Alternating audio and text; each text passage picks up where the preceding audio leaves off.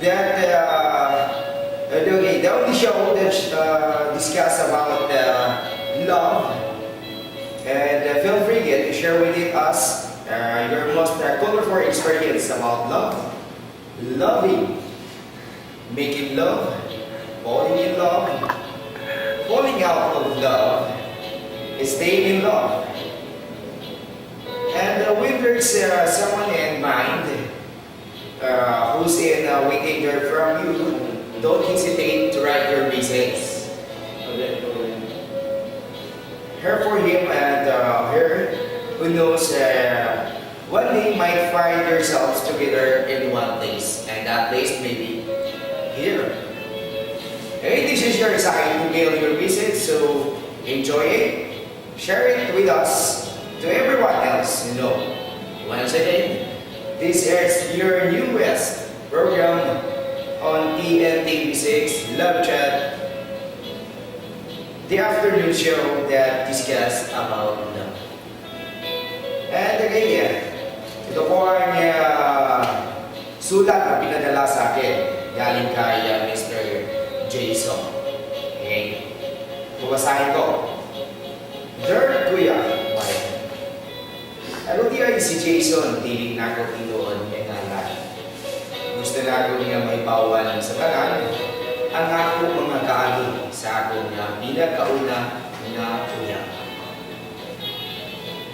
Ang ako di ay pinakauna na uyab si Jane, dili sa niya tinuon na ngalan. Si Jane mo ay akong pinakauna na uyab sa tigok na akong kinabuhi. Dili unta akong manguyab ako niya kay ganahan man jud ko gwapa para na ako ipangako sa akong mga amigo. Pero nanguyab ko niya kay magkasinabot man mi. Dili man ingon na in love ko niya, pero magkasinabot lang jud mi and every angle. Nagkaila-ila mi ni Jane or Inday katong high school pa ni, second year high school ko ato. And then nagkasagaran ako na amigo na anay kuyab na live out ko ato nga panahuna. Wala jud ko nagdahom na makauyab ko niya panahon pa to sa isa ka instant messenger. Diha nagkaila-ila mi dayon na sa isa ka gayon nagkita mi. Kaingon ko pa siya kaya wala man siya ipakita nga picture. Pero ang iyang kabubuton maoy nagwapahan ako lisod ning high school pa ta, dili pa jud nato usahay masamot kung sa jud meaning sa una. Ang ako ani paghambog lang sa akong mga amigo na nakauyab ta palswer sa mga babae.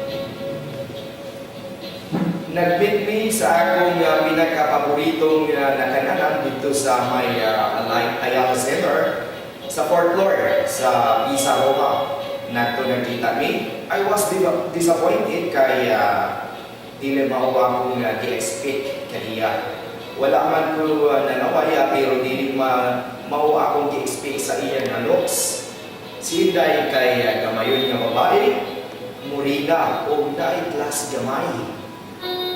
Nag-skirt pa siya o naka-blouse. Plano na ako ato na mga tumi sa glikos o mag-lipay-lipay.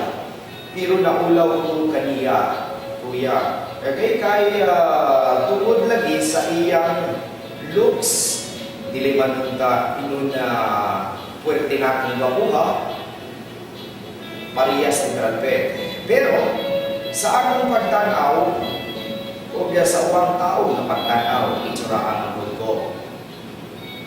Mao to ang ako lang na di-focus akong kaugalingon na dili magawa iyang adlaw. Kay naka-make up apan na si Inday. Nato sa Bicos na kayo ni roller coaster. Dito na may nakos siya sa ako.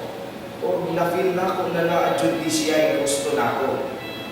As always nag-take advantage ko sa iya ha. Ako tayo na di panguyawan kay first time pa man ako tan-awon. Okay? Tan-awon na ako unsay feeling, unsay manguyab. Dili man dihay lalim ang manguyab. Nihumhum siya kanako na mag-wait daw ko until mahuman among day. Mahuto pagkahuman na mo o galipay-lipay, bisan siya lang ang nalipay. Wala ako'y gusto sa iya ha. As time passed by, nawala na kong kaulaw kaniya sa akong mga amigo. Si Inday, bisan dili siya itsuraan, pero witty man sa siya. Honorol siya sa iyang eskwelahan, mauto na kadayunan ni Inday. Hantod sa pulo ka tuig, naghana ang Malia na nahitabo sa among relasyon. Dagad kong first time na experience niya. Siya akong pinakauna na halukan. Siya maoy nagpabuak sa akong pagkalalaki o uban pa. Hantod sa pag-abot namo sa college, mula na daw siya sa Amerika kay nato daw siya mag-college. Nasakitan ko gamay, kuya, kay nawala siya. Wala na ko yung kumpanyon, pero I have to let her go kay mahuman dyan iyang gusto. Sa tulo na mong katuwig na pag-iakuyog, daghan ko na-realize na pagka-maanyag, di nila makita sa gawas, pero naasa kasing-kasing na sa tao. Nakakunsan ako ng respetar sa babae o gyawan pa.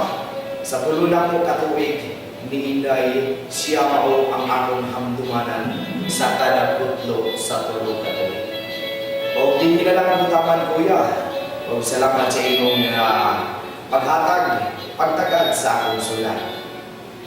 Kaya guys, na magbabalik po ang love chat after short. Lord is good to me. Kung sa may nakita mo siya, kung sa may hindi mo na siya, siya na tinawali mo,